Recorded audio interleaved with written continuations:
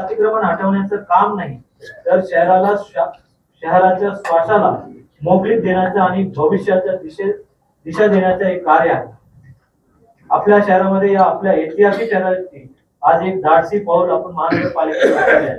अनेक वर्ष रस्त्यांवर, फुटपाथवर आणि सार्वजनिक जागांवर झालेलं अतिक्रमण हे केवळ अडथळा नव्हत्या, ते शहराच्या प्रगतीला रोखणारे एक बंधन होते.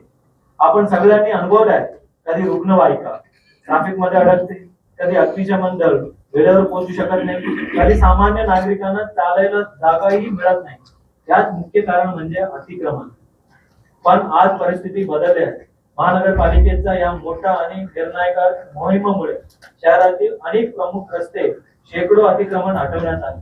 अनधिकृत बांधकाम हटवून रस्ते पुन्हा नागरिकांसाठी खुलं करण्यात आलेले आहे.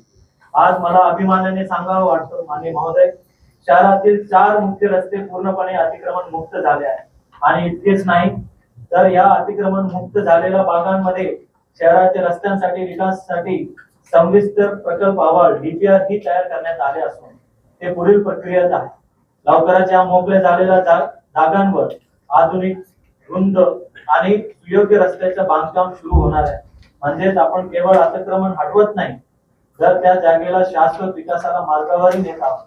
आता या रस्त्यावरून वाहनांचा सुरक्षित, वेगवान आणि अडथळामुक्त प्रवास करता येतो. वाहतुकीची कोंडी कमी झाली आहे, अपघातांचा धोका कमी झालाय आणि सर्वात म्हणजे आपल्या शहराचा श्वास पुन्हा मोकळा झाला आहे. ही मोहीम राज्यातील एक मोठा आणि आदर्श उपक्रम म्हणून ओळखला जातो. कारण इथं फक्त तोडफोड नाही, इथं नियोजन आहे, इथं शिस्त आहे आणि सर्वात म्हणजे इथं जनतेची सुरक्षिततेचा विचार आहे.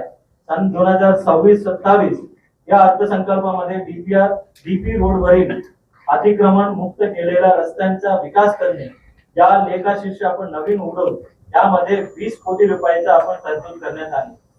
यही जुनून, यही ख्वाब मेरा है, दिया जला की रोशनी कर दूं जहां अंधेरा है. छत्रपती संभाजी